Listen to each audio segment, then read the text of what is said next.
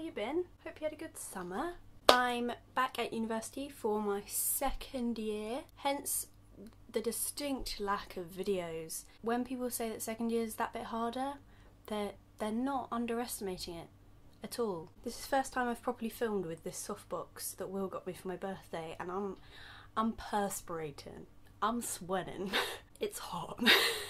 Because it is the beginning of November, I thought I'd do a autumn favourites, because as of the 1st of November, it is officially Christmas. And no one can argue with me.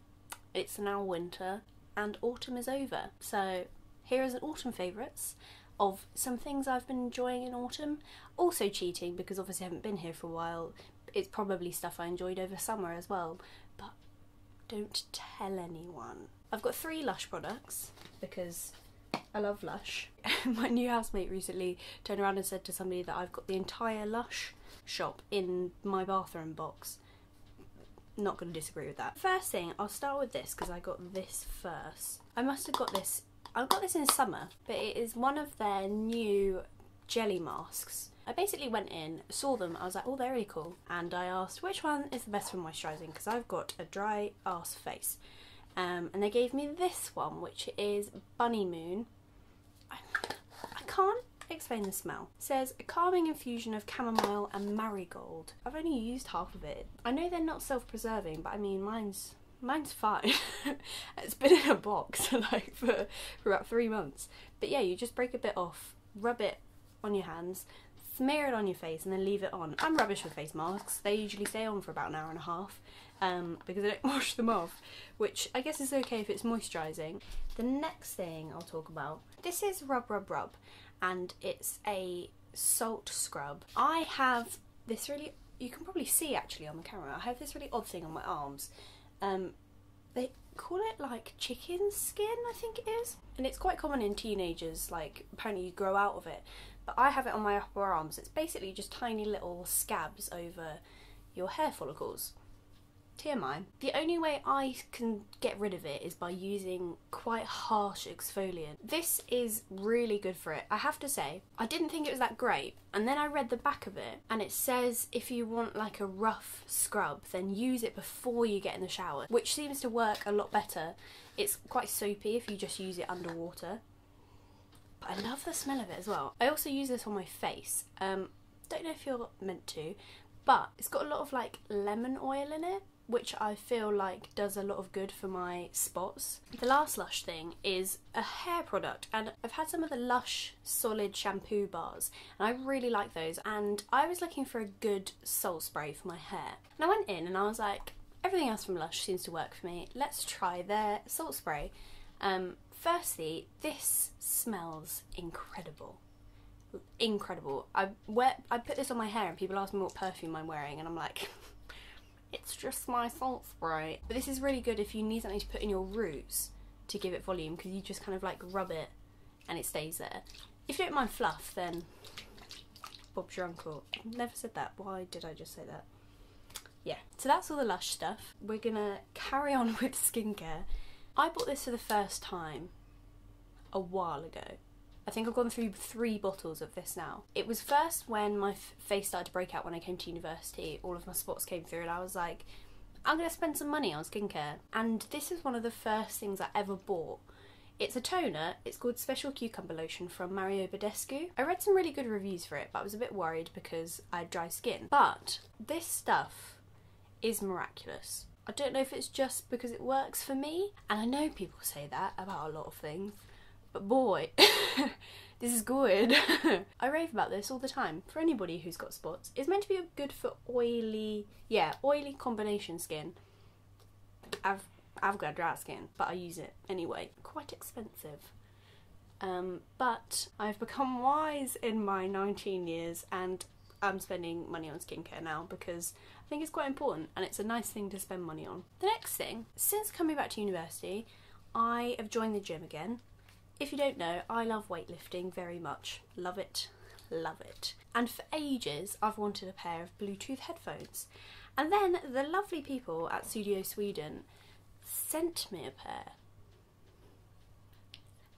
And these guys are very pretty, aren't they just? I've got little caps on the sides, very snazzy. They've got the longest battery life ever. You charge them and then off you go. But these are great for the gym. I've also got a discount code, so if you want a pair of these and you want 15% off, my discount code is AngelaInnis15. I shall put it in the description for you. Thanks, Studio Sweden. Very kind, very kind. The next thing I'll chat about is books. I was going to talk about Harry Potter because I'm currently rereading Harry Potter along with the Wizarding World book club, but you're probably sick of hearing about Harry Potter from me. I'll let you know, I'm on Order of the Phoenix and I love the Marauders so much. Don't even speak to me. I'm not ready for what happens in this one. I'm just not ready for it. Let's not talk about it. The other book I wanted to talk about was the one that Taha spoke about in a productivity live stream he did a while ago. And it's this. It is 10 Steps to Earning Awesome Grades by Thomas Frank. I very rarely read books like this or pick up books like this, which are kind of self-help. I don't know if that's the right term for them. Just ones that give advice. But I'm so glad I bought this. And there's been this discussion recently on Twitter that I've seen about organised versus creative people. I'm very much a creative person, but this book's great, especially for university. I really wish I'd had this when I was at college. It talks about making better notes, it talks about making a learning environment. It's got some really interesting things about like study flows, which is something I've always really struggled to put into words, but this does it perfectly. I shall leave a link in the description for it. Good stuff. My usual go-to for any situation, clothes-wise, is a pair of jeans and a crop top. And recently, I have acquired 2 new crop tops, which I'm very happy about. The first is this one. I don't know how to show you this. You know what? I'll do one of those snazzy try-on things and put it next to me. This is what it looks like at the front. It's got like a little split in the middle that's tied up. And then it's triangles over your boobs. It's from Ann Summers. I love me a bit of Ann Summers. As you can see, it's green, which is excellent. And it's also just very comfy. It's elasticated at the back. And the next thing is something I haven't even taken the tag off yet, but I got it from Topshop in the sale. But it's also, oh look, another lace-up crop top. I don't usually get on with Topshop, which isn't something that many people say. Their sizings are a bit weird.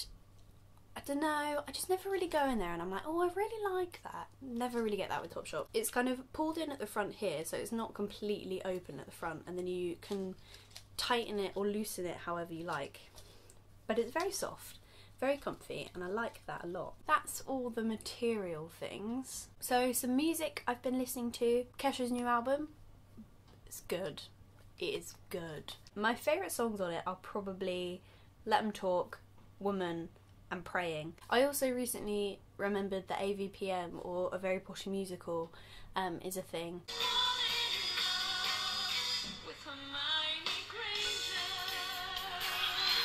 I've also got a podcast to suggest to you as well. While I've been rereading Harry Potter, I've been listening to the Oh Witch Please podcast, which is a podcast that talks about each Harry Potter book and each Harry Potter film from a feminist critical point of view. They have really interesting discussions about the unreliability of Harry as a narrator, about the female characters within it, the underlying racist subtext within Harry Potter. It's just very interesting and also really funny. It is very funny. I'm loving it a lot. I'm currently having to read a book and then listen to the podcast, and then read a book and listen to the podcast. And I'm trying to get through the book so I can listen to more of the podcast. If you're looking for a podcast to get you into listening to them, I would very much recommend that one. I've also been watching, if it's even possible, more poetry recently. A lot of them are from a channel called Brave New Voices, which is a lot of young people performing slam poetry. I'm so blown away